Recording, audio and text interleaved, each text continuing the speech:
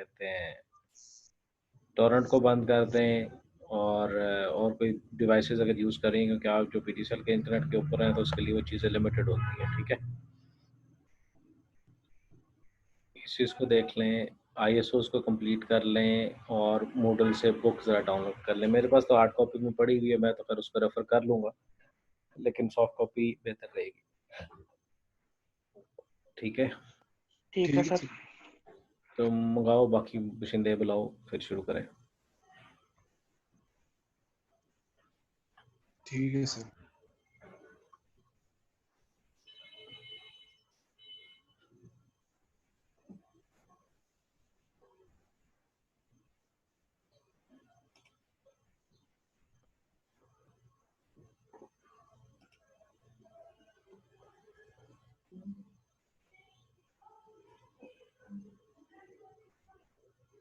अच्छा, एक चीज़ ध्यान में रखिएगा, ये मैक्सिमम 40 मिनट्स की क्लास होगी एक, फिर उसके बाद मुझे दोबारा से इसको बनाना पड़ेगा, क्योंकि ये जूम जो है फ्री में 40 मिनट्स तक ही चलता है कंबाइंड मीटिंग्स पे। ठीक है, तो आई होप कि बाकी लोग आ जाएंगे तो बेहतर हो जाएगा। सर 40 मिनट्स के बाद कोड यही होगा या कोड भी चेंज हो जाएगा? नहीं, वो नई क्लास बनानी पड़ेगी मुझे। ठीक है सर।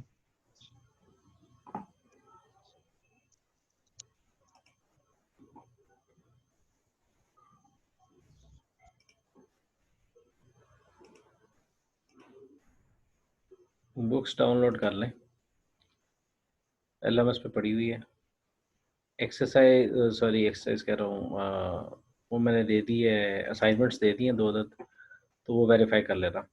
और क्विज़ मैं होपफुली आज कोशिश करूँगा आज ही बना दूँ, और अगर बन जाएगा तो साथ ही मैं एलएमएस के ऊपर उसका नोटिस लगा दूँगा। ठीक है,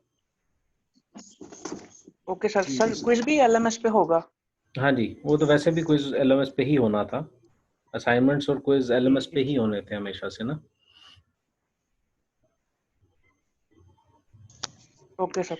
सीआर साहब ने मेरे मैसेज का व्हाट्सएप मैंने उनको किया हुआ, उन्होंने ऐसे रिप्लाई अभी तक तो कोई नहीं किया, अभी देखा है उन्होंने। ठीक है, शहजादे ने मैसेज अब देखा।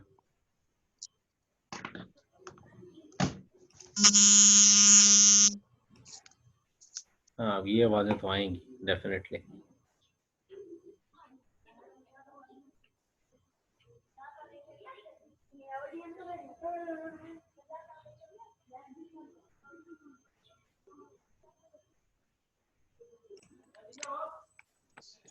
Sir practice of system and network administration.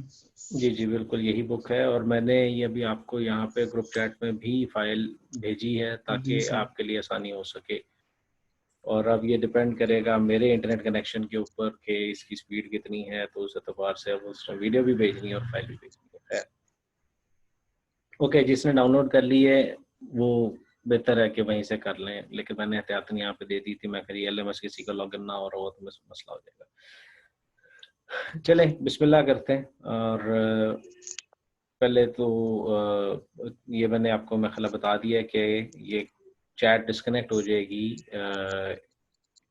जब 40 मिनट गुजरेंगे, तो उसके बाद फिर मैं एक और लिंक क्रिएट करूंगा, जो कि मैं लिंक क्रिएट करके हमजा को भेज दूंगा और वो फिर आप उससे फिर ज्वाइन कर लेंगे। ठीक है, अच्छा, अब है the chapter number 5, that is services. पहले हमने बात की थी सर्वर की, अब हम बात कर रहे हैं सर्विसेज की। सर्वर वो चीज़ है जो कि सर्विसेज प्रोवाइड करता है। अच्छा, एक चीज़ मैं आपसे कहना चाहूँगा, ये जितने बच्चे मुझे प्राइवेट मैसेज कर रहे हैं ना, तो प्राइवेट ना करो बेटा, उसको पब्लिक ही रहने दो, क्योंकि यहाँ से मेरी सेटिंग चेंज हो जाती है, मुझे फिर अगर मैसेज करना तो फिर मुझे उसका एवरीवन करना पड़ेगा। ठीक है, और अच्छा, अब इसमें ये है कि जो प्रैक्टिस ऑफ सिस्टम एडमिनिस्ट्रेशन के नाम से जो बुक है, उसके पेज ना अभी आपको पहुंच भी गई है, उसके पेज नंबर 95 पे चैप्टर नंबर 5 स्टार्ट हो रहा है, और पीडीएफ का जो पेज नंबर है वो 136 है। ठीक है, हमने जो बात की थी वो ये बात की थी कि सर्वर हमने किस तरह से चूज करना है, सर्वर क्या चीज़ है, और उसके लिए हमने कॉन्ट्रैक्ट्स किस तरह से देखने हैं और इस किस्म की बातें हमने की थी। ठीक है, अब हमने जो चीज़ देखनी है वो ये चीज़ देखनी है कि सर्वर जब हम बनाते हैं तो हम उसके बाद उसको क्या इस्तेमाल करेंगे। Server is only for services. अब कौन सी सर्विसेज हैं जो कि किसी एक नेटवर्क में कॉन्फ़िगर होती हैं, उसके हवाले से बात करेंगे। तो अकबर आप मुझे ये बता दीजिए कि आप पेज नंबर 136 पीडीएफ के आप आ चुके हैं, तो फिर मैं आगे कंटिन्यू करूँ।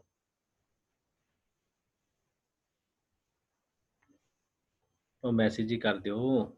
यस सर, आ गई। ओके, शुक्रिया, क्योंकि मुझे आप लोगों का फीडबैक चाहिए होगा, वरना तो फिर मैं अभी यूट्यूब के ऊपर लाइव आ जाता हूँ, बोलता जाऊँगा, सुनते जाओ। ठीक है?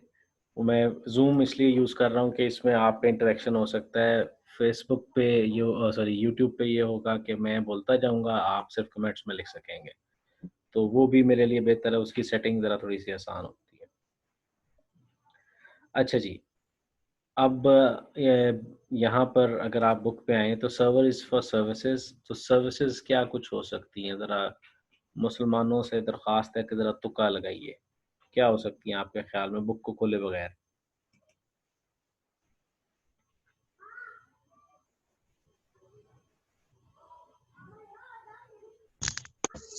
सर जी वही जो रिक्वेस्ट मतलब रिसीव और मतलब जो सेंड और रिसीव करता है वही मतलब सर्विस में आ सकता है सर्वर की। नहीं, सर्वर जो है वो आपकी रिक्वेस्ट को एक्सेप्ट करता है, उसके अगेंस्ट एप्रोप्रिएट एक्शंस लेता है और उसके बाद आपको सर्विसेज प्रोवाइड कर देता है। ठीक है? फॉर एग्ज़ाम्पल आपके पास एक सर्वर है, जैसे हमने यूएमटी में इंस्टॉल किया हुआ है जिसको हम कहते हैं प्रॉक्सी सर्वर।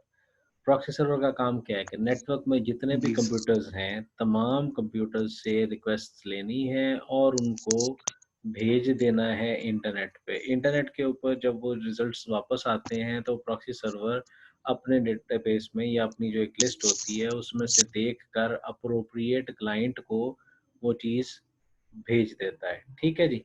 तो ये तो बात हो गई सर्वर के काम की। ये उसने एक तरफ से एक कंप्यूटर से रिक्वेस्ट लेनी है, दूसरे कंप्यूटर को रिक्वेस्ट फॉरवर्ड कर देनी है, तो वो इंटरमीडिएरी का काम कर रहा है। कुछ केसेज़ में जब आप अपने सिस्टम को लॉगिन करते हैं आईपीसी में, तो आईपीसी में आप जब ये चीज़ देखते हो तो आप अपना स्टूडेंट आईडी और उसका पासवर्ड किसी भी कंप्यूटर के ऊपर लॉगिन कर लेते हैं। ऐसे ही है? जी सर। जी जनाब। अब जब वो ऐसा ही है, आप एक login password across the devices use करते हैं, तो इसका मतलब है वो यूज़र नेम पासवर्ड आपके उस पर्टिकुलर सिस्टम से ऑथेंटिकेट नहीं हो रहा। ठीक है ना जी? वो जो ऑथेंटिकेट हो रहा है, वो ऑथेंटिकेट हो रहा है कोई सेंट्रल सिस्टम लगा रखा है जिससे हो रहा है।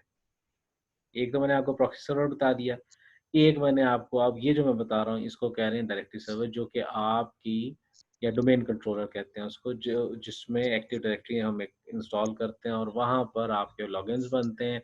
आप पूरे नेटवर्क में जहाँ भी दिल करे अपने उस क्रेडेंशियल को इस्तेमाल करते हुए लॉगिन कर सकते हैं। ठीक हो गया? तो अब दूसरी सर्विस हमारे पास क्या आ गई? डायरेक्टरी सर्विसेज़, जिसमें हमारा काम क्या है, हमने यूज़र्स को ऑथेंटिकेट करना है। फिर हमारे पास एक प्रिंट सर्वर लगा हुआ था जिसके हवाले से आप फ़ी वग़ैरह पे करते थे, मतलब जिसमें आप पैसे दे देते थे अकाउंट्स ऑफ़िस में और उतने प्रिंट आउट्स आपके नाम के अगेंस्ट एलोकेट हो जाया करते थे। ठीक है? अब वो जो प्रिंट आउट्स आपके नाम के अगेंस्ट एलोकेट होते हैं, तो उन प्रिंट आउट्स में एक चीज़ ज़हन में रखिए कि वहाँ पे अकाउंटिंग हो रही है कि मतलब ताहा साहब हैं, ताहा साहब ने ₹1000 सपोज़ जमा करवाया था और ₹3 का प्रिंट था, 10 प्रिंट निकलवा चुके हैं, तो अब ₹970 रह गए हैं। समझ आई बात की? तो ये कोई चीज़ अकाउंटिंग कर रहा है और ये यस कौन कर सर। रहा है? Print server. आप कमांड भेजते हैं प्रिंट सर्वर को, प्रिंट सर्वर अपनी ऑडिटिंग करता है और अकाउंटिंग करता है और उसके बाद आपके प्रिंट आउट जब वो प्रिंट हो जाते हैं, तो फिर आपको वो कहता है जी अब आपका इतना बैलेंस रह गया। तो ये एक दूसरी सर्विस है प्रिंट सर्वर वाली। फिर आपने एक चीज़ देखी होगी अपने नेटवर्क में जो कि है फाइल सर्वर। आपने मतलब आप जब लॉगिन करते हैं तो आपके माई कंप्यूटर के अंदर एक नई ड्राइव आ जाती है जिसको कहते हैं ज़ी ड्राइव। ठीक है? ज़ी ड्राइव क्या है? आपकी शेयर्ड ड्राइव है।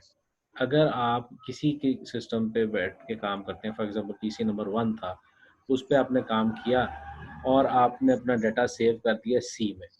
आप जब पीसी नंबर 10 पे चले गए तो वहाँ पे डाटा आपको नहीं मिलेगा, ठीक है ना जनाब।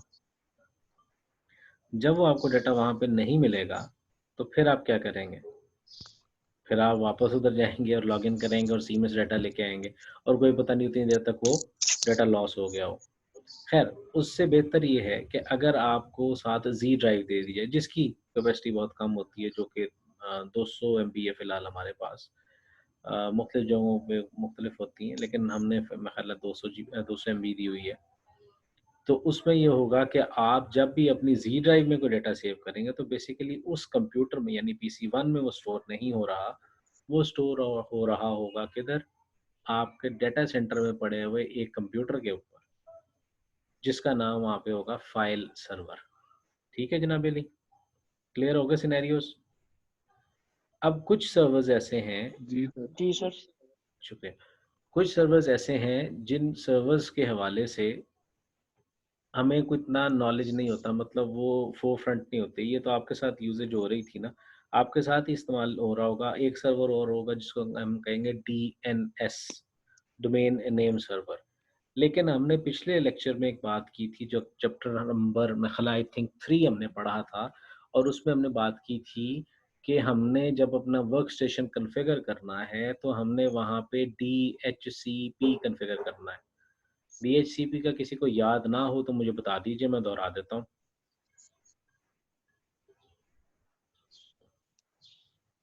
याद है सर। चलो जी, शुक्रिया। अच्छा, अब ये है बेटे कि DHCP सर्वर क्या करता है, वो बेसिकली आपकी डिवाइसेस को लीज प्रोवाइड करता है। ठीक है, आपके डिवाइस जो होती है उसको वो एक सर्विस प्रोवाइड करता है जो कि लीज की सूरत में होती है कि आपके कंप्यूटर को एक IP एड्रेस असाइन कर दिया जाता है। दो सूरत हाल हैं। एक सूरत ये है कि आपको लीज प्रोवाइड की जाए और वो लीज ऐसी हो कि मतलब आप कंप्यूटर ऑन हो और ऑटोमेटिकली उसका एक IP एड्रेस असाइन हो जाए, तो ये कौन करेगा, ये DHCP करेगा। ठीक है, और फिर उसके बाद आप नेटवर्क पे आ जाएंगे। तो हमने जब वर्क स्टेशन की बात की थी तो हमने कहा था कि इन चीज़ों को ऑटोमेट करते हैं। क्यों? Partial automation is better than no automation. तो हमने कहा था जी IP एड्रेसेस हम जाके मैनुअली एंटर ना करें। व्हाट इफ हम IP एड्रेस की कोई रेंज चेंज करते हैं तो क्या हम जाके 200-300 कंप्यूटर्स के ऊपर जाके चीज़ें चेंज करेंगे? तो it is not a good practice. तो उसके लिए हमने ये कहा था कि नहीं जी, हम DHCP नामी एक सर्विस है उसको इस्तेमाल कर लेते हैं।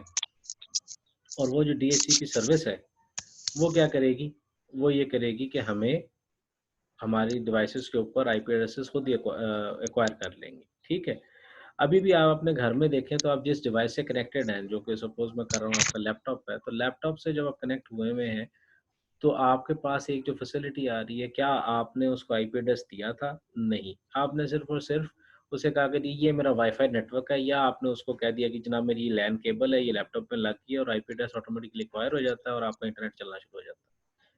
तो वो जो डिवाइस आपने घर में लगाई हुई है राउटर, तो राउटर के अंदर भी DHCP सर्वर बना हुआ है, जो क्या करेगा कि आपके यूजर ने आपकी डिवाइस को एक IP एड्रेस जो है वो असाइन कर देता है और उसकी लीज नॉर्मली 24 घंटे की होती है। ठीक है, तो ये DHCP सर्वर आ गया, जो कि एक नेटवर्क एनवायरनमेंट में एक और चीज़ हम इस्तेमाल करेंगे।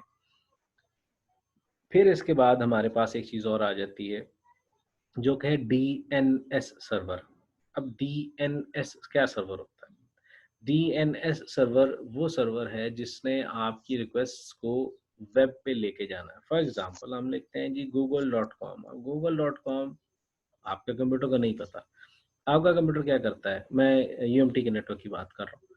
आपका कंप्यूटर जो ऑफिस में पड़ा हुआ मेरा, वो क्या करेगा, वो अपने लोकल DNS सर्वर से जाके पूछेगा जनाब मुझे ये बताएं ये google.com का IP एड्रेस क्या है, क्योंकि मैंने उससे उसका इंडेक्स का पेज मंगवाना है।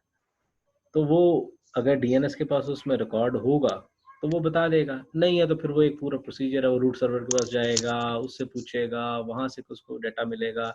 नहीं है तो फिर वो अगर TLD नहीं है तो फिर GeoTLD है तो वहाँ मतलब जो कंट्री वाइज TLD है उससे पूछेगा, और फिर एंड पे जाके उसको IP एड्रेस जो है वो रिटर्न होगा और फिर वो एक नई रिक्वेस्ट जनरेट करेगा।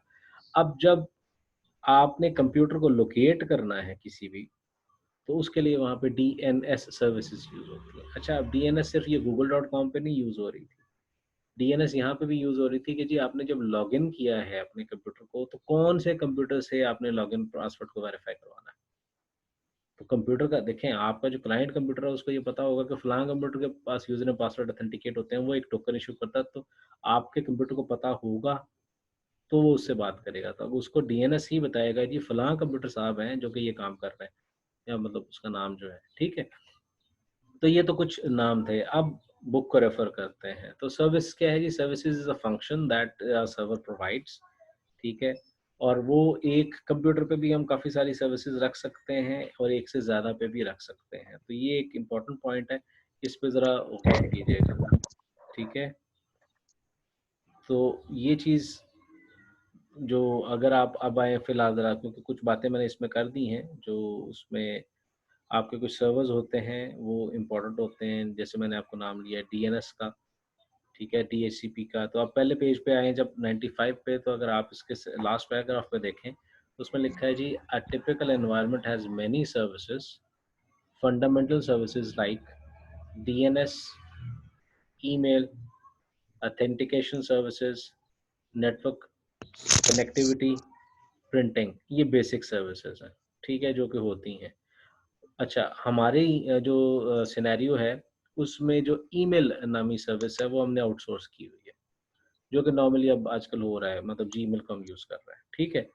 तो हमारी ईमेल्स वहाँ पे होस्ट होती हैं, तो हमने अपने इन हाउस मेल सर्वर नहीं लगाया हुआ, तो इसलिए इस हमारे पास ये सर्विस नहीं है फिलहाल, लेकिन हम यूज़ ज़रूर कर रहे हैं। फिर these services are most critical and they do most visible if they fail. If they would fail तो आपके सर्विस डेस्क के ऊपर कॉल्स पे कॉल्स आएंगी, ठीक है। मसलन जनाब, ना मेरा सिस्टम लॉगिन कर रहा है, ना मेरा यूजर नेम पासवर्ड वैलिडेट हो रहा है, ना मुझे आईपी एड्रेस मिल रहा है, ना मैं प्रिंट कर पा रहा हूँ, तो ये सारी चीज़ें क्या होगी, अच्छी खासी एक chaos क्रिएट करेंगी। Other type of services are the various remote access method, network licence service, software deploys, backup services, internet access, DHCP, file service. अच्छा, अभी आप लोग ये क्वेश्चन कर सकते हैं कि सर आपने कहा था डीएचसीपी से सिस्टम आईपी एड्रेस एक्वायर करेगा तो आगे से कनेक्टिविटी होगी। Very good. और यहाँ पे आप कह रहे हैं कि जी वो इतनी मतलब क्रिटिकल नहीं है। तो भाई बात इस तरह से है कि वो क्रिटिकल इसलिए नहीं है क्योंकि अगर डीएचसीपी से ऑटोमेटिकली आपको आईपी नहीं मिलता तो आप मैन्युअली आईपी असाइन कर दें भाई। जब आप मैन्युअली आईपी एड्रेस असाइन कर देंगे तब भी कनेक्टिविटी हो जाएगी। समझ आ गई बात की? तो इसलिए इसको क्रिटिकल में नहीं लिखा गया, ठीक है ना। अगर आपके पास ये फैसिलिटी के वाले से बात हो रही है तो फिर वो क्रिटिकल उसमें नहीं है। और file server is not critical, अगर आपका डेटा सेव नहीं हो रहा तो वो इतना बड़ा मसला क्रिएट नहीं करेगा, ठीक है, आप लोकल पे सेव कर लेंगे। तो ये चीज़ें जो चीज़ें हैं वो आपने मतलब क्रिटिकल और नॉन क्रिटिकल सर्विसेज की बातें होती हैं।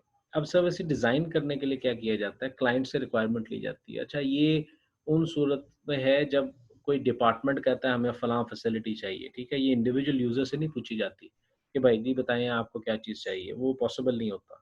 तो ये डिपार्टमेंट से पूछा जाता है जी हमने आपको क्या सर्विस चाहिए। For example computer science department कहता है जी हमें एक नया फाइल सर्वर लगा दें, या मीडिया मैस कम्युनिकेशन वाले कहते हैं जी हमें एक मीडिया सर्वर बना के दें जिसके ऊपर हम वीडियोस होस्ट करें, अपना लोकल यूट्यूब बनाएं। तो वो चीज़ उनकी रिक्वायरमेंट है, वो उस डिपार्टमेंट के लिए होगी, ऐसा हमारे लिए नहीं होगी, लेकिन उनसे पूछा जाएगा। अच्छा, अब कई दफ़ा एसएज के लिए प्रॉब्लम ये होती है कि आपको कई चीज़ें स्टार्टिंग में नहीं पता, मतलब फॉर एग्जांपल ये काम कैसे करना है, ठीक है, यू डोंट नो।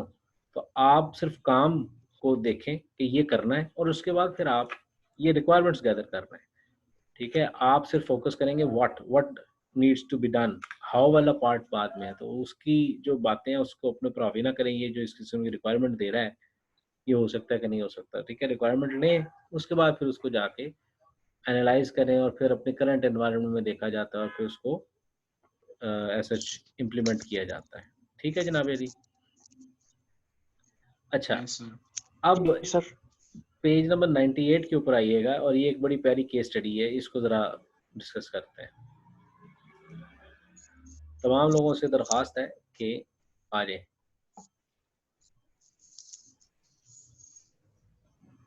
आ गए जनाब पेज 95 यानी कि 139 98 139 पे। PDF 139 है और असल बुक का पेज 98 है। Yes sir. वो मैसेज आया जी कोई, यस सर का मैसेज आया है, ठीक है। अच्छा जनाब, अब जनाब अली आप अगर यहाँ पे गौर कीजिए तो वो कहते हैं जी case study time services to a machine. अब एक मशीन पे in a small company all services run on one और टू सेंट्रल सर्वर्स या machines. As a company grows the problem अभी यहाँ पे आपको महसूस होगी, those machines will become overloaded and some services will need to be moved to other machines, ठीक है। और फिर more servers होंगे और फिर उसमें कुछ fewer services होंगी।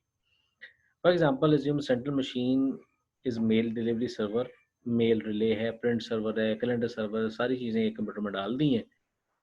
और अगर उन सर्विसेज को हम कंप्यूटर के नाम के साथ अटैच कर देते हैं, फॉर एग्जांपल कंप्यूटर से कंप्यूटर है जी मेन कंप्यूटर, उसका हमने नाम रखा है। अच्छा, जब क्लाइंट एंड के ऊपर जाके हम सेटिंग करते हैं तो उसे कहते हैं जी मेल सर्वर कौन सा है, मेन सर्वर। फिर उसे हम कहते हैं जनाब प्रिंट सर्वर कौन है, मेन सर्वर। मेन सर्वर मैंने कंप्यूटर का नाम रखा है इस वक्त, ठीक है। उसके बाद हम कहते हैं जी कैलेंडर के हवाले से इन्फॉर्मेशन किधर से लेनी जी, मेन सर्वर से। अच्छा, अब प्रॉब्लम यहाँ पे क्या आ जाएगी, प्रॉब्लम ये आ जाएगी जो कि अभी मैं उसको पढ़ूंगा नहीं लेकिन आपको बता दूंगा, इसको आप खुद पढ़ लीजिएगा, इसमें जो बात लिखी हुई है वो ये है कि अगर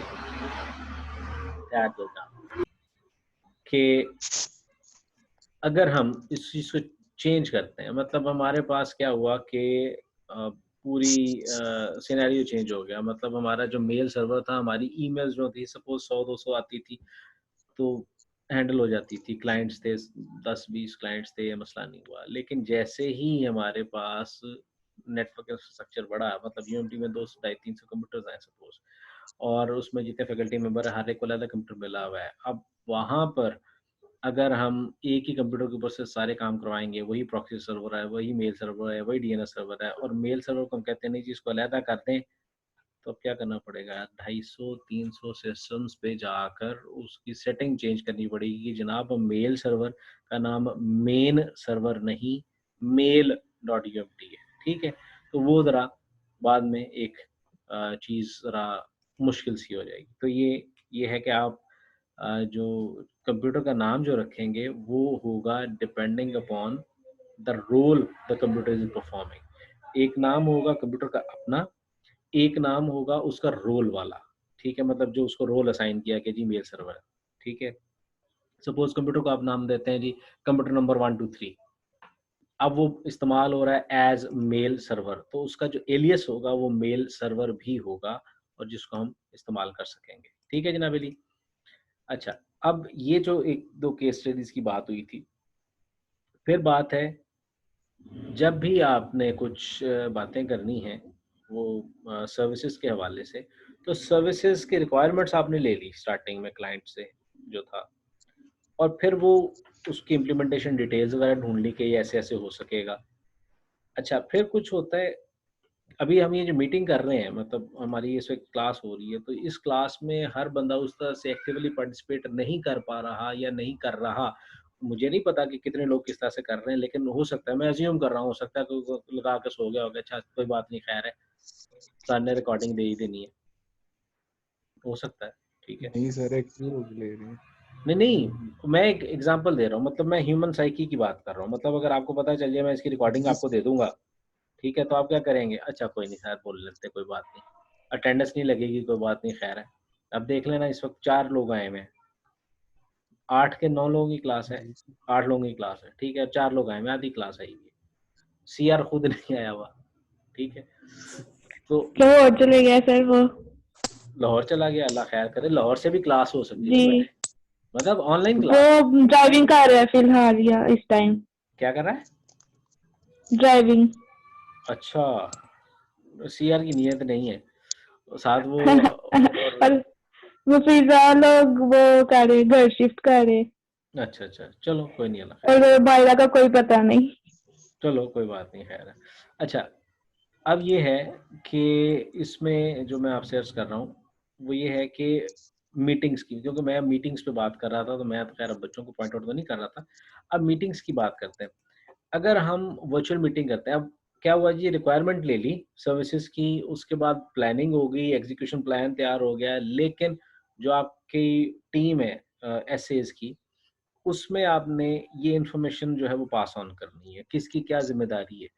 ठीक है, ईमेल पे आप कर सकते हैं, लेकिन ईमेल पे कुछ तिश्नगी बाकी रह जाती है, कुछ चीज़ें क्लियर नहीं होती है। मतलब मैं यहाँ पे लेक्चर रिकॉर्ड कर देता, ठीक है, और हो जाता, और वो आप देख लेते, कोई मसला नहीं था, वो मैं कर सकता हूँ।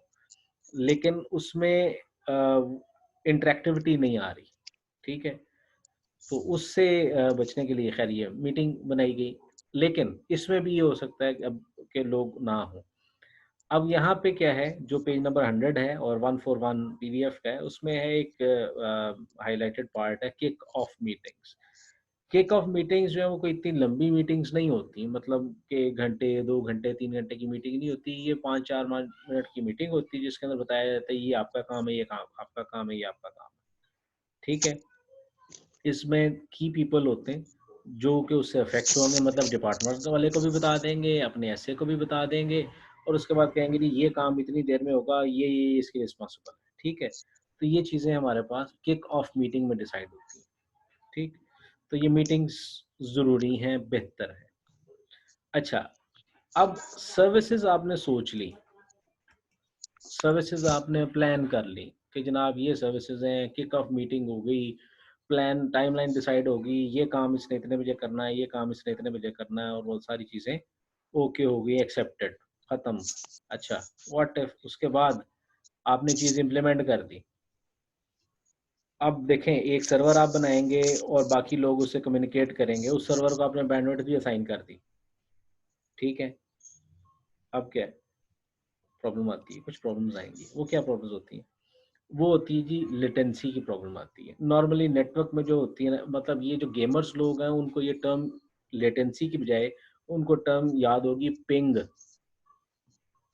ठीक है, गेम आप खेल रहे हैं, कॉल ऑफ ड्यूटी खेल रहे हैं, कोई भी देख रहे हैं खेल रहे हैं, तो उसमें जब आप सर देखते हैं वो पिंग तो होता है ना कि कितना सर्वर दूर है हमसे। अगर 93 ms है तो उसका कुछ और मतलब है कि नजदीक है, अगर 100 होगा तो वो ज्यादा दूर होगा 93 से। वेरी गुड, ये आप काफ़ी हद तक बात पे पहुंच गए हैं। बेसिकली ये कंप्यूटर दूर होना या करीब होना की बात, ये कौन है भाई? Galaxy J7 prime. Please introduce your self, हाजिर लगानी है मैंने। Galaxy J7 prime. मायरा है सर। मायरा है, अच्छा, तो नाम तो चेंज करें, मोबाइल से ऑनलाइन। अस्सलामुअलैकुम सर। वालेकुम सलाम मेरे बेटे। अच्छा बच्चे, अब बात हो रही है अच्छा बच्चे, मायरा आपको बेटे इसकी इशू ना, होता है। मैं नहीं अभी ये ख़त्म होने वाली है, दोबारा से शुरू हो जाएगी। अच्छा, मुझे व्हाट्सअप, आप ना व्हाट्सएप पे एक मैसेज करते हैं, फ़ोन मेरे पास नहीं है, लेकिन व्हाट्सएप मेरे सिस्टम पे लॉग इन है, तो मैं आपको यहाँ से रिप्लाई ज़रूर कर पाऊँगा। तो अभी क्योंकि ये ख़त्म हो जाएगी, मैं नई मीटिंग क्रिएट करूँगा और बात करूँगा, मैंने ये बात ख़त्म कर दी। अच्छा, अब बात हो रही है कि आपने किक ऑफ मीटिंग कर ली, डिसाइड कर लिया। अब हमने कहा जी एक टर्म होती है लेटेंसी, जो आपने कहा से बात की थी ना इसकी, कि पिंग कितनी दूर है, कितनी दूर वाली बेटे बात है, सच नहीं होती। बात ये है कि आपका मैसेज कितनी देर में जाता है और कितनी देर में उसका रिप्लाई आता है। ठीक हो गया, इसको हम जी लेटेंसी सर। कहते हैं। ठीक है, मतलब पैकेट सेंड होने से रिसीव होने तक का जो टाइम गैप है उसको हम लेटेंसी कहते हैं। अच्छा, अब लेटेंसी से हमारे सॉफ्टवेयर में बड़ी प्रॉब्लम आती है। मतलब गेम गेम की अगर बात करें, तो कार रेस हो रही है, तो आपने कमांड दी हुई थी, वो आपका जो हरीफ है वो मतलब 200 मील आगे चला गया और आप इधर अभी रह गए हैं। ठीक है, और फिर अचानक आप उससे भी आगे हो गए हैं, तो ये लेटेंसी की वजह से होता है, पैकेट मिस होता है।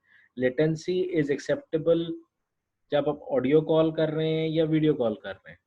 ठीक है, कुछ सिनेरियोज हैं जिसमें लेटेंसी एक्सेप्टेबल है, लेकिन कुछ सूरत हाल में लेटेंसी एक्सेप्टेबल नहीं है। For example, if you are playing game, game को प्ले कर रहे हैं, तो फिर क्या होगा जब गेम प्ले हो रही है और उसके अंदर आपको एक बंदा गोली मार के चला गया और आपको पता ही है, कोई 2 मिनट बाद पता चला है, तो खैर गेम का वो गेमिंग एक्सपीरियंस नहीं आएगा।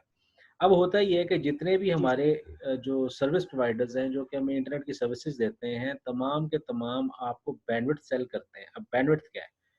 Number of bytes that can be sent, मतलब इन अ मिनट या अक्रॉस द चैनल। ठीक है, बैंडविड्थ जो है how much data can be transmitted in a second, उसको बैंडविड्थ कहते हैं। और latency is the delay before the data is received by the end. Send और रिसीव का जो फासला है, जो टाइम डिले है, वो है। अब होता ये सर है कि जी सर आवाज बहुत कटिंग में जा रही है, आहिस्ता बोलते हैं आवाज बहुत कटिंग में जा रही है। जी। अच्छा, मैंने इसमें अर्ज किया कि अगर आपके नेटवर्क में कोई ओके टॉरेंट चल रही है या और कोई डिवाइस चल रही है तो उसको ज़रा रोक लीजिए, क्योंकि मैंने बंद कर दी हुई है सारी, ठीक है, तो इस वजह से ब्रेक हो सकता है। अच्छा, अब वापस आते हैं लेटेंसी पे। लेटेंसी में और बैंडविड्थ, बैंडविड्थ के आप कितना डाटा एक सेकंड में भेज सकते हैं, उसको बैंडविड्थ कहते हैं। और लेटेंसी वो चीज़ है आपके डाटा सेंड करने और रिसीव करने के दरमियान का फ़र्क। अब अजम्पशन यहाँ पे एक सिनेरियो लिखा हुआ है कि जनाब ये कंप्यूटर था जो कि न्यूयॉर्क में था और एक था कंप्यूटर में सॉरी इंडिया में, ठीक है। अब आपने मैसेज भेजा, आप सपोज करते हैं आधा सेकंड लगता है कि एक रिक्वेस्ट को पहुंचते अमेरिका से इंडिया में, ठीक है। तो आधे सेकंड के एतबार से अगर उसने टाइम जो भेजा, जो भी डाटा पैकेट भेजा, तो वो काफ़ी तेज़ी से पहुंच गया, कोई मसला नहीं है। अब आपकी रिक्वेस्ट करने का जो टाइम है आधा सेकंड में पहुंचा, सपोज आधा सेकंड उसको लगा और आधे सेकंड में उसने रिप्लाई बैक कर दिया, तो 1.5 सेकंड में आपका काम हो गया। अब अगर आप अज्यूम करें कि आपने एक पैकेट भेजा और उसके अंदर आधा सेकंड में तो उसमें पहुंचने में लगा और आधा सेकंड उसको डिले का लगा, ठीक है, तो 1 सेकंड में पैकेट एक पहुंचा और 5 पैकेट सपोज पहुंचने थे, तो फिर वो 5 पैकेट्स की बात हुई, रिप्लाई आया तो 1 सेकंड और लग गया। अब जो काम आपका 1 सेकंड पे हो रहा था लोकल एरिया नेटवर्क पे, वही काम आपका कितने में हो रहा है, 6 सेकंड में हो रहा है अक्रॉस द इंटरनेट। जब अक्रॉस द इंटरनेट वाला ये मसला आ गया, तो आप कहते हैं आपने जी इंडिया को कहा जी अपने नेटवर्क को अपडेट करें, तो वो सपोज T1 यूज़ कर रहे थे, उन्होंने T3 यूज़ करना शुरू कर दी, 1.5 MB की बजाय वो 45 MB पे आ गए, लेकिन मसला वहीं का वहीं रह गया। मसला क्यों रह गया? क्योंकि भाई बात ये है कि आपने लेटेंसी को कैटर ही नहीं किया, और उसके बाद आप बड़े आराम से कह देंगे जी सॉफ्टवेयर सही नहीं बना हुआ या आपके सिस्टम एडमिनिस्ट्रेटर ने नेटवर्क को सही तरीके से कॉन्फ़िगर नहीं किया हुआ। अब पेज नंबर 102 जो कि बुक का है, उस पे अगर आप देखें जो PDF पे 143 है, इसमें एक आपके पास इक्वेशन लिखी हुई है और वो बड़ी ज़बरदस्त है, वो समझना कोई इतना मुश्किल नहीं है, उसको ज़रा आसानी से समझ लेते हैं। वो लिखा हुआ है जी T is equal to S1 plus C1 plus R1। S क्या है जी सेंडिंग रिक्वेस्ट का टाइम, C कंप्यूटेशन का टाइम, R रिसीविंग का टाइम। तो ये एक पैकेट को प्रोसेस करने का या एक रिक्वेस्ट को प्रोसेस करने का टाइम रिक्वायर्ड है, ठीक है जी। अब होता ये है जो नीचे लिखा हुआ है T is equal to C1 plus C2 plus C3। अब ये वाली क्या बात है, ये चीज़ इस तरह से है कि नेटवर्क एडमिनिस्ट्रेटर या सिस्टम एडमिनिस्ट्रेटर अज्यूम करता है, क्योंकि नेटवर्क जो लोकल एरिया नेटवर्क है उसके ऊपर लेटेंसी तो मिनिमल होती है, ऑलमोस्ट नेग्लिजिबल होती है। जब वो चीज़ नेग्लिजिबल होती है तो हम लोग ये अज्यूम कर लेते हैं कि S1 और R1 एग्जिस्ट ही नहीं करते, यहाँ पर प्लानिंग का फॉल्ट आ जाता है, ठीक है। तो होता ये है कि हम जब इस चीज़ को इग्नोर करते हैं, इस फैक्ट को कि ये चीज़ एग्जिस्ट ही नहीं करती, तो फिर ये हमारे लिए बड़ी प्रॉब्लम का बायस बनता है कि जनाब आपने उसको कंसिडर ही नहीं किया, और लेटेंसी की वजह से आपकी काफ़ी सारी चीज़ें क्या करती हैं, ब्लॉक हो जाती हैं, मतलब ब्लॉक से मुराद के वो नॉट रिस्पॉन्डिंग स्टेट में चली जाती हैं, ठीक है जी। अब इसके हवाले से एक्सक्यूज मी सर, जी बेटे। सर काइंडली आप लेटेंसी को एक दफा रिपीट कर दे, मैंने सुना नहीं था, जी दोहरा तब देता मैं हूँ, नहीं थी इधर। मैं बता देता हूँ। बैंडविड्थ ये है कि आप कितना डाटा एक वक्त में भेज सकते हैं, ठीक है। लेटेंसी ये है कि ठीक आप है, कंप्यूटर ए से कंप्यूटर बी तक जो पैकेट जाने में टाइम लगा, वो लेटेंसी कहलाती है। जो डिले है वो क्या कहलाएगा, लेटेंसी कहलाएगा। अब होता ही है कि आप एक रिक्वेस्ट भेजते हैं कंप्यूटर ए से कंप्यूटर बी पे, कंप्यूटर बी जो है वो कुछ ना कुछ प्रोसेसिंग करता है, वहाँ टाइम लगता है, और वो प्रोसेसिंग करके रिजल्ट्स वापस भेज देता है। तो जाने का टाइम, प्रोसेस होने का टाइम और आने का टाइम, तो ये तीनों टाइम एक रिक्वेस्ट को हैंडल होने में लगे। ठीक है जी। अब वो जो मैंने 102 पे इक्वेशन की बात की है, एस वाला जाने का टाइम, सी वाला कैलकुलेशन का टाइम, आर वाला रिस्पॉन्स का टाइम, ठीक हो गया, रिप्लाई का टाइम। अब जो सेंडिंग टाइम और रिप्लाई टाइम है, या सेंडिंग द रिक्वेस्ट वाला टाइम और रिस्पॉन्स वाला जो टाइम है, ये टाइम हमारे नेटवर्क में, जो हम नेटवर्क यूज करते हैं लोकल एरिया नेटवर्क, मतलब घर के अंदर चीज चल रही है या यूनिटी में चीज चल रही है, तो वहां पे ये टाइम ऑलमोस्ट नेग्लिजिबल होता है, ऑलमोस्ट जीरो होता है। ठीक है, तो आपको इतना फर्क पता नहीं चलता, क्योंकि आप लैन के ऊपर जब पिंग करेंगे तो आपको 32 मिली सेकेंड्स में रिप्लाई कर देगा, तो 32 मिली सेकेंड्स पता भी नहीं चलेगा। ठीक है, तो इस हवाले से हमें वो चीज़ महसूस नहीं होती। लेकिन जब वही हमने बात की कि हम वो डाटा इंडिया भेजते हैं अमेरिका से, और अमेरिका से वापस इंडिया से वापस आता है, तो वहाँ पे हमें टाइम डिफरेंस फील होगा। ठीक है, अभी भी आप एक चीज़ ट्राई कर लें, एक बंदा मतलब घर में ही बेशक ट्राई कीजिएगा, यूट्यूब के ऊपर आप लाइव हो जाए। जैसे ही आप लाइव हो जाएंगे, आप जो यहाँ पे बात कर रहे होंगे और जो दूसरी तरफ वो बंदा साथ ही आपको मोबाइल पड़ा है, उसके ऊपर देख रहा होगा, तो वहाँ पे फ़र्क आ रहा होगा। ये लेटेंसी की वजह से है कि डाटा पहले यूट्यूब के सर्वर पे जाना, उसने फिर आगे आपको भेजना, तो उसके ऊपर जाने का टाइम और वहां से आने का टाइम थोड़ा लेटेंसी क्रिएट करता है। अच्छा, अब वापस आते हैं, ये आपको इक्वेशन एक बता दें। अब इसके हवाले से कुछ सॉल्यूशंस हैं। वो क्या है कि आप पैकेट बाय पैकेट ना भेजें, आप 1000 पैकेट एक साथ भेज दें, वो बैच सेंडिंग है। ठीक है जी, आप send all request once, preferably combined into a packet, और उसको आप भेज दें। दूसरा क्या है, विंडोड रिप्लाईज करें। वो क्या है, you sending many request in a way that is disconnected from waiting. ये टेक्निकल पॉइंट है। वो ये, आमतौर पे जब आप रिक्वेस्ट करते हैं, then you are waiting for acknowledgement to be received. Network से आपने पढ़ा होगा, एक टीसीपी जब कम्युनिकेट करता है, वो क्या कहता है, एक पैकेट भेजा है, उसकी एक्नॉलेजमेंट आती है, फिर वो भेजता है, फिर एक्नॉलेजमेंट आती है। अब ये इसकी बजाय आप ये करें कि आप पैकेट भेज दें, और अब आप उसकी एक एक्नॉलेजमेंट का तो चले वेट करें, लेकिन उसका रिस्पांस आने का वेट ना करें, अगला पैकेट भेज दें, अगला पैकेट भेज दें। ठीक है, ये काम होता है वीडियो में, UDP, user datagram protocol. Voice जा रही है या वीडियो जा रही है, तो दोनों सूरतों में वो चीजें भेज देते हैं, और फिर उससे लेटेंसी ओवरकम हो जाती है, खत्म नहीं होती, लेटेंसी वाली प्रॉब्लम ओवरकम हो जाती है। ठीक है, इसके हवाले से एक मजेदार केस स्टडी, बड़ी मजेदार लिखी हुई है इधर, पेज नंबर 103 जो कि बुक का है। एक फार्मास्यूटिकल कंपनी थी, और उनमें एक परफॉर्मेंस प्रॉब्लम आ गई डेटाबेस के हवाले से। तो उन्होंने कहा जी, एक 400 बाइट का की एसक्यूएल लैंग्वेज का एक क्वेरी लिखी है, जो कि अमेरिका से बरतानिया में सपोज जाके वो बरतानिया में प्रोसेस हो रही है और अमेरिका से इनिशिएट हो रही है। ठीक है, और कितना का डाटा उसमें जा रहा था, 80 पैकेट्स थे, 50 बाइट्स ईच के। अब हो क्या रहा था, प्रॉब्लम ये आ रही थी कि जब सेंडर जो कि क्लाइंट था, वो सर्वर को डाटा भेजता था, तो वहां पर प्रॉब्लम ये आती थी कि वो पैकेट एक भेजा, 50 भेजने थे, ठीक है, एक पैकेट भेजा, और अब वो वेट कर रहा है कि वहां वो पहुंचेगा, तो उसके बाद वो मुझे रिप्लाई करेगा कि हाँ जी मिल गया, तो मैं अगला भेजूंगा। अब सपोज 1 सेकंड उसको जाने में लगता था, आधा सेकंड उसको जाने में लगता था, और आधा सेकंड उसका रिप्लाई आने में लगता था, फिर उसके 1 सेकंड के डिले के बाद वो अगला पैकेट भेजता था। तो इस तरह से 50 सेकंड सपोज है लग रहे थे पूरे पैकेट्स को ट्रांसफर होने में। ठीक है जी, ये तो सिर्फ ट्रांसफर, वन वे ट्रांसफर है। अब वहां से टू वे दूसरी तरफ से भी आना था, तो वो 50 से आपके पास 100 सेकंड्स लग गए। प्रोसेसिंग के आप हो सकता है और 50 लगा लें, 150 सेकंड्स के अंदर जाकर एक रिक्वेस्ट पूरी हो रही थी। तो ये काफी ज्यादा टाइम है कंप्यूटर्स के हवाले से। ठीक है, तो इससे बचने के लिए हम कोई ना कोई उसका हल निकालते हैं। वो क्या करते हैं जी, हम उसका पूरा ब्लॉक बना के भेज देते हैं। ठीक है जी, समझ आ गई।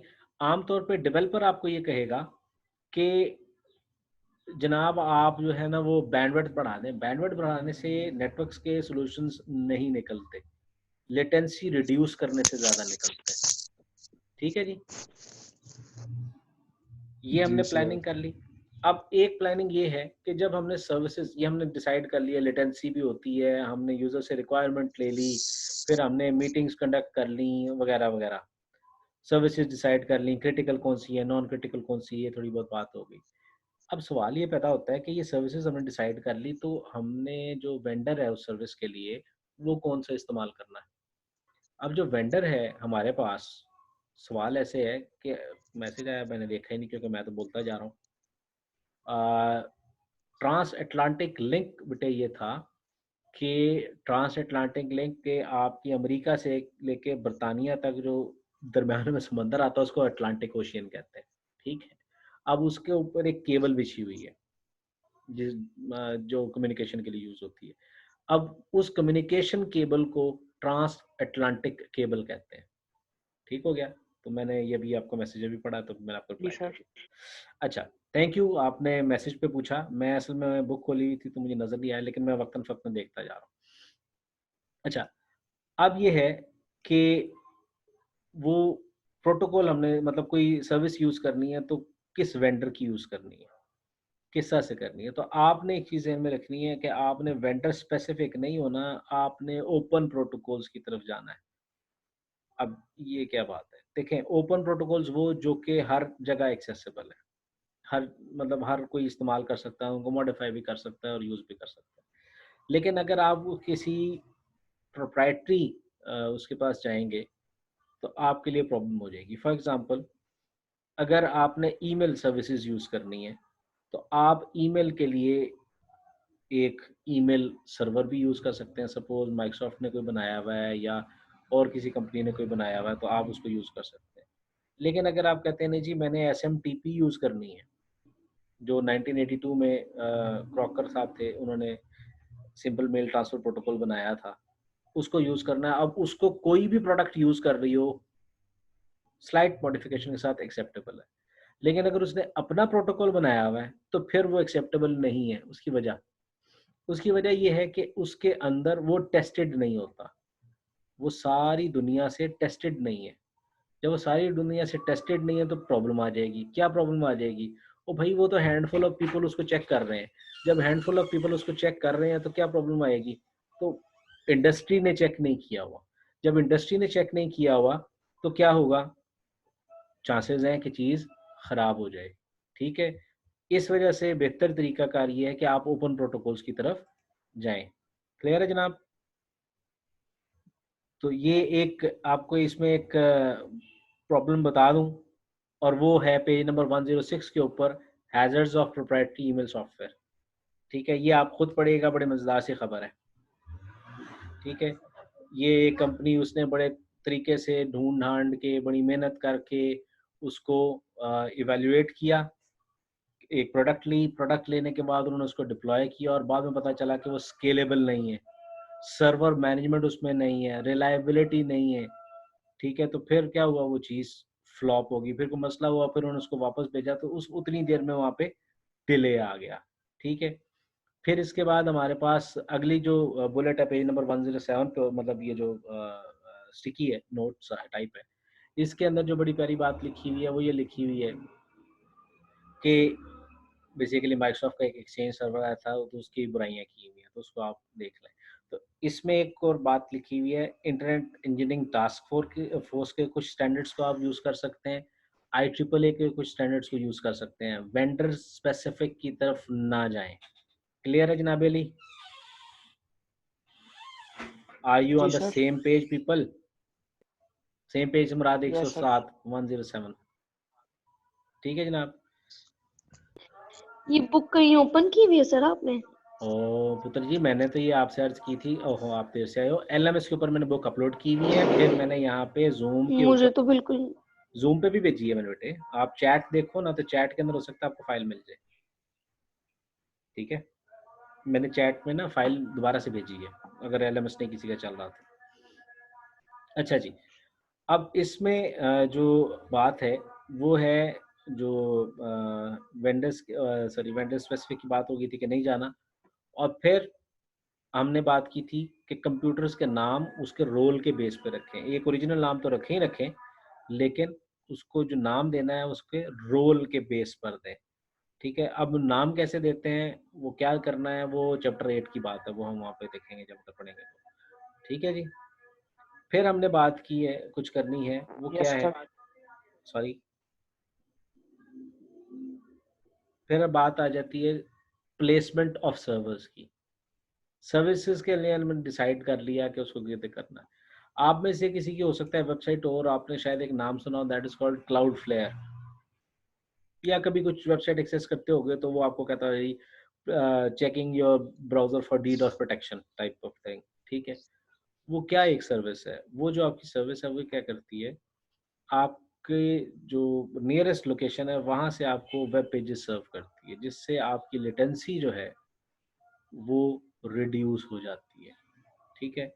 तो यहाँ पर जो बात है सर्विसेज को प्लेस करने का, तो हम अगर हमारा कोई इतना बड़ा इंफ्रास्ट्रक्चर अवेलेबल नहीं है, मतलब कोई बहुत दूर दूर चीज़ें नहीं है, तो हम क्या करते हैं, हम उसको क्लोज प्रॉक्सिमिटी में, मतलब जैसे यूएमटी शाहपुरा है और रिस्का रोड है, और कुछ सर्वर्स हमारे सारे शाहपुरा में लगे हुए हैं, हमने उठा के दूसरी तरफ नहीं लगाए, ठीक है, हम इतनी लेटेंसी बर्दाश्त कर सकते हैं। प्लेसमेंट हमने उधर ही डाटा सेंटर बनाया है, उधर ही उसको हम यूज़ कर रहे हैं, हम नया डाटा सेंटर यूज़ ही नहीं करते। समझ आ गई? तो ये प्लेसमेंट के हवाले से भी बात देखने में आती है कि सर्वर में रखें। और उसके अलावा एक अभी बड़ी मज़ेदार बात होने लगी है, पेज नंबर 111 के ऊपर केस 22 डिपेंडेंसीज वाला, ये मज़ेदार है, इसको ज़रा पढ़ लीजिएगा, ठीक है। लेकिन उसके बाद जो मज़ेदार असल बात करनी है वो ये है, सपोज कभी आपने नोटिस किया कि आपकी डिवाइस जो है उसकी रूट एक्सेस क्यों नहीं होती आपके पास?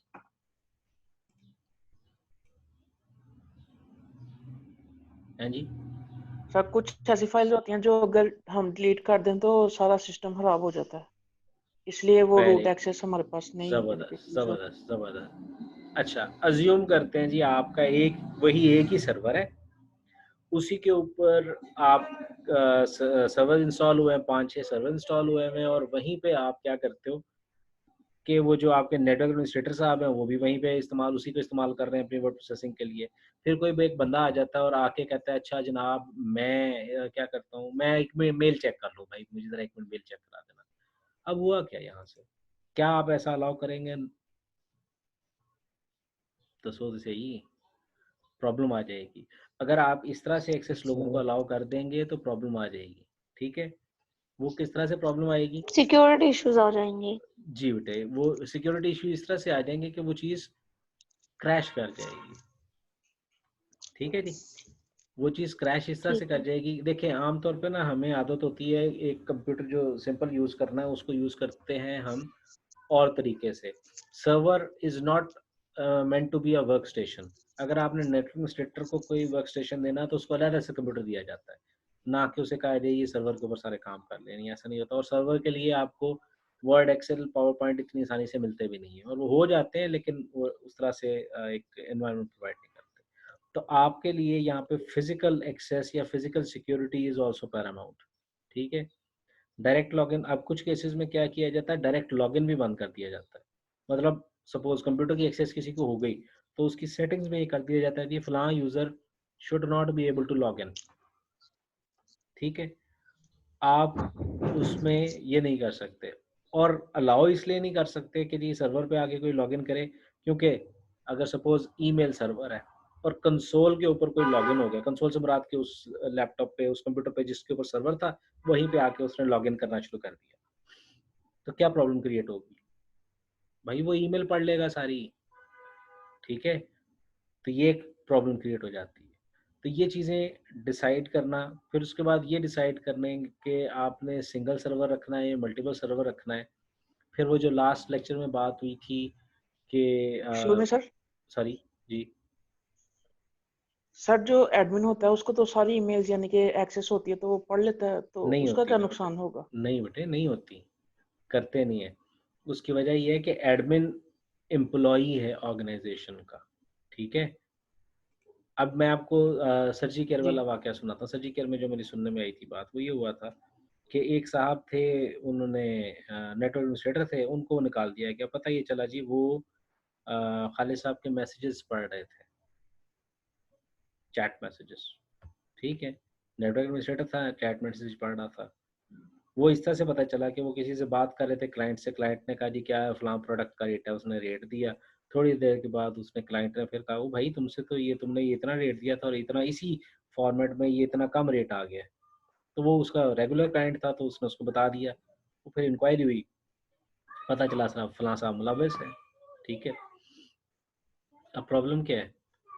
प्रॉब्लम यहाँ पे है कि भाई आप नेटवर्क एडमिनिस्ट्रेटर हैं, आपके पास ये इख्तियार नहीं है कि आप किसी की ईमेल्स पढ़ें। कंपनी के सीक्रेट्स तो नहीं बताने ना आपने किसी को, ठीक है। अब सपोज अली फरहान साहब हैं, हम अज्यूम करते हैं अली फरहान, चलो उनके पास इतनी एक्सेस नहीं है, मैं अज्यूम करता हूँ कि जनाब हमारे पास जो OTS हेड हैं, उनकी वो हर एक को ईमेल अकाउंट बना के देते हैं ना, तो क्या वो डायरेक्टर साहब की ईमेल्स पढ़ लेंगे? क्या वो अच्छा जी, अजान शुरू हो गई है, तो इसको पॉज कर लें थोड़ी देर, ठीक है। सर अपलोड तो नहीं हुई वैसे, आपने कहाँ पे की है? हाँ अपलोड तो नहीं है सर। ओ सॉरी, इन्फॉर्मेशन सिक्योरिटी अपलोड किए हैं, ठहरो एक मिनट, मैं अभी अभी कर देता हूँ, ठीक है। असाइनमेंट्स मतलब कितनी असाइनमेंट्स हैं? 2 असाइनमेंट्स हैं, बनी नहीं है मेरी, मैं बल्कि आपको यहाँ पे पहले भेज सारे दूँ। एक साथ ही हाँ जी, हाँ जी। एक साथ ही दो दो असाइनमेंट दे रहे हैं। हाँ, वो मैंने असाइनमेंट इसलिए दिए है, नहीं वो टाइम उसका उतना दिया मैंने आपको, पूरा टाइम। कितना सर? कल तक का? नहीं नहीं, पूरा पूरा वीक है बेटे, ठीक है। ये एक फिर मिनट, ठीक है सर। अच्छा ये एक और फाइल सर आती है। क्विज किस चीज का है? क्विज भी बेटे इन्हीं चीज़ों का होगा, जो चैप्टर 3, 4, 5 और अच्छा सेंट होगी भाई, ये लें आपको, ये मैंने फाइल यहाँ पे भेज दी है, LMS पे मुझे अपलोड कर देता हूँ, ठीक है जी। अच्छा, अब इस चीज़ को मुकम्मल कर लेते हैं, बुक या चैप्टर को। अब ये हमने बेटे डिसाइड कर लिया, रिस्ट्रिक्ट एक्सेस कर दी, सिस्टम का प्लेसमेंट डिसाइड हो गई, ठीक है। अब आ जाती है इंपॉर्टेंट चीज़, रिलायबिलिटी, टॉलरेंस वाली बात, ठीक है। रिलायबल होना चाहिए आपके नेटवर्क सर्वर को, बाकी वर्क स्टेशन अगर हो जाता तो कोई इतना मसला नहीं होता, लेकिन जो नेटवर्क का सर्वर है ना वो सही होना चाहिए। अब हमारे पास कुछ आउटेज हो सकती है, सॉफ्ट आउटेज कहते हैं कि जी आपकी कुछ चीज़ें चल रही, कुछ चीज़ें चल रही, नेसेसरी चीज़ें चल रही हैं, तो उसको हम कहते हैं सॉफ्ट आउटेज।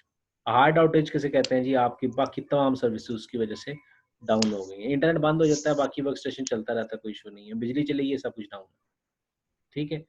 तो आपने उसको रिलायबल बनाने के लिए वो जो पिछले चैप्टर में चीज़ें पढ़ी थी, वो क्या थी कि आपने डिसाइड करना है कि जनाब ये जो आपने हॉट स्वैपेबल बनाना है कि नहीं, आपने मिररिंग करनी है कि नहीं, तो वो सारी चीज़ें मिल के आपकी चीज़ों को डॉलर्स यानी कि रिलायबल बनाती हैं, ठीक है ना। तो ये चीज़ आपने देखनी है, और सर्विसेज वो जो कि आपकी कोर सर्विसेज हैं और जिसमें आपको चांस है कि आप ये ख़राब हो जाएंगी, तो आप उसके कंटिजेंसी प्लान्स देखते हैं। मतलब फाइल सर्वर है, मैंने बात की, अगर चल रहा था ख़राब हो गया तो कोई इतना बड़ा मसला नहीं आएगा। सिस्टम्स लॉगिन ही नहीं हो रहे, प्रॉब्लम आ जाएगा। सिस्टम से प्रिंट आउट ही नहीं आ रहे, प्रॉब्लम क्रिएट हो जाएगी, ठीक है। तो इस किस्म की चीज़ें, आप सिस्टम नेटवर्क को डिस्कवर करके वहाँ पे डाटा कॉपी नहीं कर पा रहा है, सिस्टम्स आपस में कम्युनिकेट नहीं कर पा रहे, तो यहाँ पे प्रॉब्लम आ जाएगी। फिर हमने देखना है जी, हमने सिंगल सर्वर रखना है या मल्टीपल सर्वर रखना है।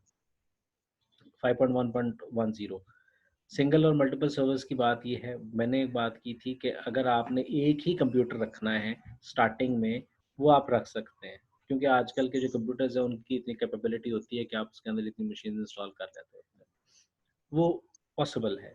लेकिन अगर उसके अंदर आप मेल सर्वर कॉन्फ़िगर करते हैं तो उसका नाम मेल रखें।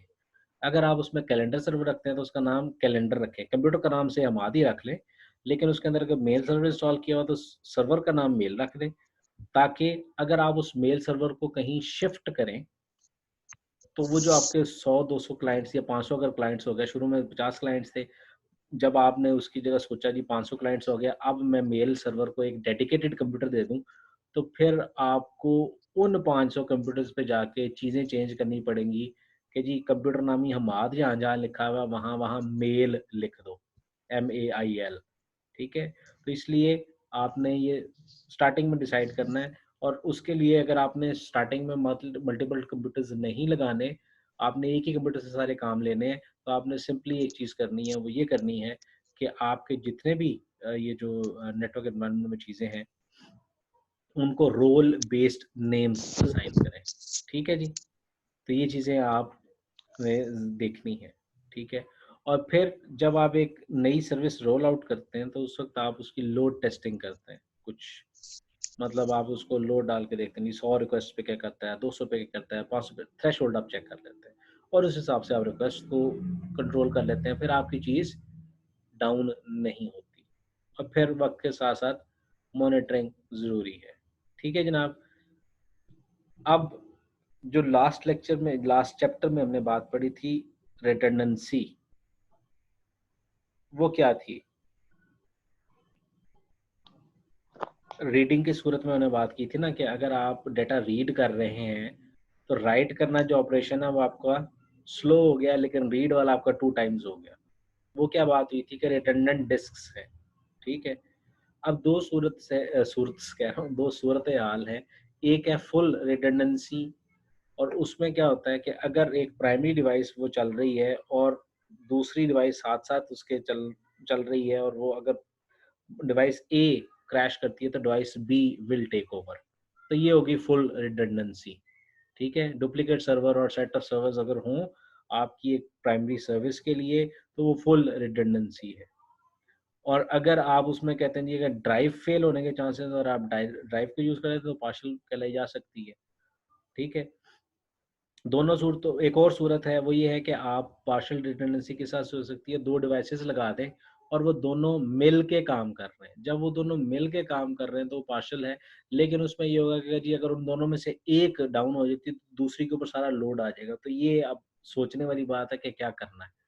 ठीक है। तो सर्विसेज को डिज़ाइन करते हुए ये चीज़ें जहन में रखनी होती हैं। ठीक है। ये तो था जी आज का हमारा चैप्टर। और अब मैं आपसे पूछूंगा कि आपके ज़हनों में कुछ सवाल हैं तो जनाब सौ बिस्मिल्लाह।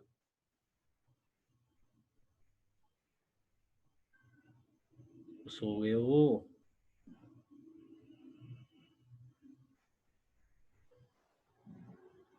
हो गया सर जी क्लियर। मेहरबानी जनाब।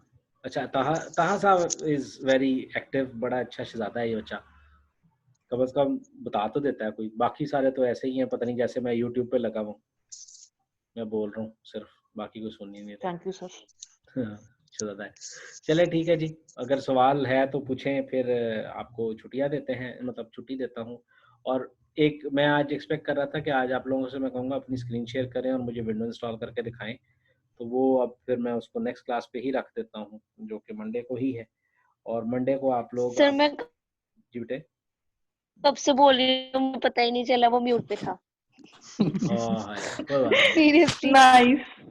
हो मैं जाता है असल में ये पूछ रही हूँ आपसे कि जी आपने अभी बोला कि क्विज में आपने 3, 4, 5 चैप्टर रखा है, जी जी। ठीक है, तो ये 3-4 ज्यादा ही नहीं होगा, है? 5 नहीं, 5 नहीं होगा। नहीं नहीं, 2 क्विज 5 होंगे नहीं, 3, 4। किस्तों में। मैं भी एलएमएस पे नोटिस लगाता हूँ और बताऊंगा कि फलां, जो कल असल में एलएमएस चल नहीं रहा था, मुझे मसला हुआ, कल ही मैंने बना लेना था, तो उसमें यह है कि एलएमएस पे नोटिस लगाऊंगा कि फलां क्विज है, फलां फलां टॉपिक से। ठीक है। ये पूरा चैप्टर नहीं यस, होगा। ठीक ठीक है। है, लेकिन मैं यही मैं आपको सुनना बता चाह रहा हूँ रही कि थी। जितनी स्लाइड्स है ना उनके अंदर से टॉपिक्स बताऊंगा जी, ये टॉपिक्स हैं, ये स्लाइड्स हैं, इनके अंदर से मैंने ये क्वेश्चंस बनाए हैं और वो क्वेश्चन आपको हो सकता है इंटरनेट से नहीं मिलेंगे वैसे। ठीक है। ओ तो क्योंकि अच्छा, अपने पास ठीक से है। ही बनाऊंगा मैं नॉर्मली। ठीक है जी, और कोई सवाल जनाब? बट सर, और वो जो इतनी ज्यादा स्लाइड्स है ना, आप उसमें से हमें बता दें कि हम लोग ने कौन से लेक्चर्स प्रिपेयर करने हैं, क्योंकि वो बहुत अजीब सी हैं। आपको मैंने कहा था कि वो जो आपने वो कॉपी पे लिखा हुआ वो कैम स्कैनर करके मुझे भेजने हैं, आपने वो भी नहीं किया। वो मुझे कर दो तो मेरे ओ लिए और आसानी हो जाएगी। अरे वाह, निशान बाजा साहब की फोटो आई थी। किधर गए बाजा साहब? अच्छा, मैंने क्लिक किया तो इससे निशान नहीं फिर आता। आज खेतों में बैठा होगा। अच्छा, चलो कोई बात नहीं। नहीं नहीं, घर पे ही हूँ वैसे। पिक खेतों में बनाई हुई है। हाँ, फोटो अच्छी लगी अच्छा, हुई ठीक है। है। Very good. चले जी ठीक है, ओके। बी सेफ, अल्लाह आसानियात आप फरमाए, अल्लाह खैर रखे। ठीक है आमीन जी। सर। और कोई सवाल है? नहीं है तो फिर मैं छुट्टी दें। यस सर, दे छुट्टी दें आप। ठीक है छुट्टी। जी। ओके जी, ओके। ठीक है, ओके, थैंक यू, अल्लाह अल्लाह हाफिज़। हाफिज। अल्लाह अल्लाह हाफिज। अल्लाह हाफिज। अल्लाह हाफिज़। अल्लाह हाफिज सर। अल्लाह हाफिज़।